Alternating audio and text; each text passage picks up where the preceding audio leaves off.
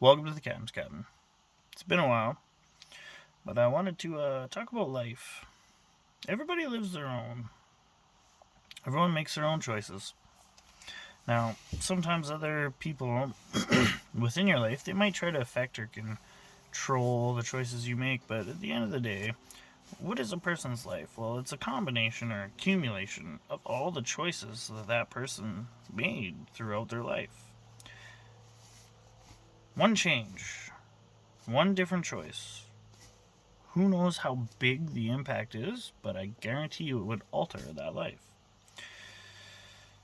So, when you see how fluid life is, think about someone if you decide you might try to control another person's choices or decisions, like steer their life. Well, you can't. You will never be able to with 100% certainty. You can hustle, you can scheme all you want, but there's no 100% certainty that you can control what that person's choice is going to be. Because you're not that person. It's crazy. Think about drug use. You have someone who might be close to you that uses a substance. The more you try to control that person's choice, the more frustrated you will get, because the only person that is controlling it is the person using the substance. This is apparent in many other facets of our life as well. Take drunk driving, for example. Crazy strict laws for drunk driving. It's not a good thing to do. Most people would agree. But some people make that choice. There's other people, they have a drink, they would never think to get behind the wheel. There's other people, they'd go, no problem. The fact of the matter is, it's a choice. And the choices that people make will shape their lives.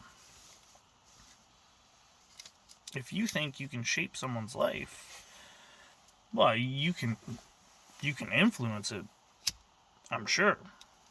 You can make some impact, but you'll never 100% control it. So, ironically, when the realization sets in that, you can't control another person, well, then you would try to punish them.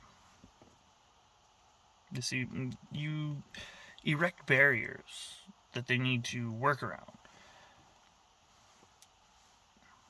Barriers could be with employment, education, even personal reputation, but the idea is that I'm going to punish you to increase the pressure so you make a change, or you make the choice I want you to make.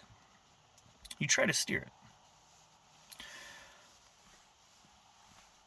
If we really wanted to stop problems like drug abuse, well,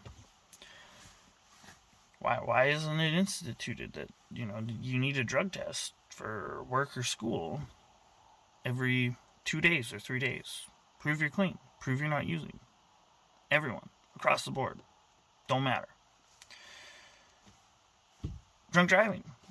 Well, you can't buy a vehicle if it doesn't have a blow box in it. End of story. The crazy thing is, they went that way with vaccines. They said, show me your papers.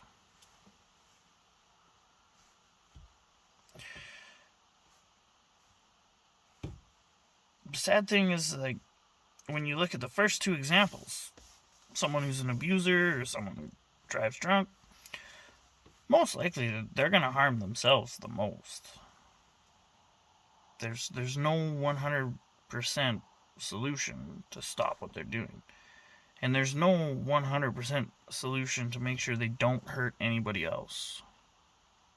But we're not destroying our economy or freaking out over problems like those, which are very prevalent and actually have gotten worse in the last few years. But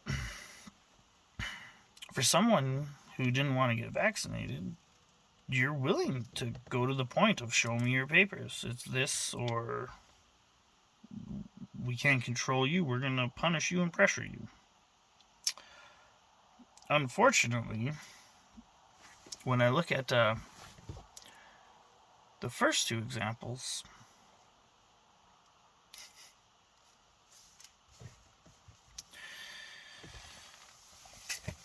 there's no way to protect yourself from a drunk driver. 100%. A drunk driver could hit you.